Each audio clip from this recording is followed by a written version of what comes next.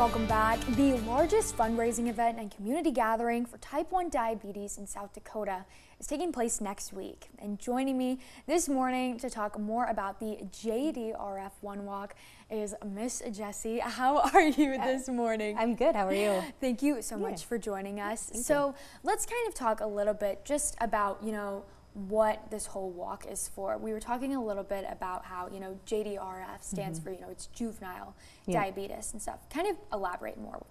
Sure. Actually, when the name for the organization started, a majority of the cases were, juvenile diabetes diagnosis at the age of 3, 6, 7, 12.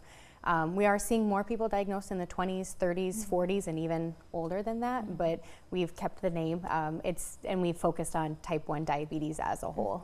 Definitely. And just kind of getting this big community gathering just across the state of South Dakota together. Yes. What kind of work goes into something like this? So back when COVID happened, we shut down in-person walks and went virtual. So now we're bringing back the in-person one. This is our 3rd year doing an in-person walk.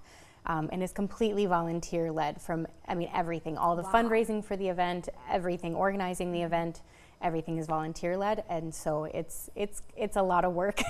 I can imagine. Yeah. I feel like anything that has to do with just a big group of people rallying together, and it's just purely them doing it, out of the kindness of their hearts. Now, I know that since it is a little harder to kind of find people to volunteer, how can people typically get involved in something like this? Do you got to sign up in advance? Do you just show up day of? What does it kind of look like? You could do anything. We definitely need the volunteers. You can go to JDRF.org. That is one of the better ways to get involved, to sign up officially through the organization. But if you want to show up to the event and help, we'd be happy to put you to work if you'd like to help.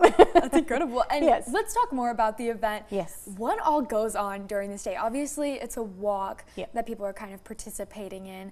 How does it all work? Sure. People will show up, and it's mostly just a community gathering. We're rebuilding back from the COVID kind of hit that our community took. Just getting people back together and making those connections for the type 1s, because with a big state, people aren't making those connections with other type 1s and families, and so we're wanting to bring people together to not feel alone. Definitely. That is just incredible efforts that you guys are working towards. So obviously this is taking place next week. Yes. June 8th, am I correct? Correct. Kind of walk us through just what time it starts, a big itinerary for the day, so people know. Yeah, the doors open, we'll say. It's at the Larson Track and Field Complex on the Augustana University campus. So there's not doors, but the event starts at 10 a.m. The gates. The gates, that's however we're going to do it. Those open at 10 a.m., but the walk part actually starts at 11. And it's a kind of come and go as you please. Mostly just getting people together and having a great day and hopefully having wonderful weather for it. And yeah, definitely. I think the weather should be holding up nicely. So. Thank you so much for joining us this morning. Thank you. And I don't know if we'll be able to take a peek at what next week holds for us, but I know our First Alert meteorologist, Tyler Roney, has got something in the works. Things are looking a little bit calmer next week, which is good because yet again, we're trending toward another active weekend this weekend.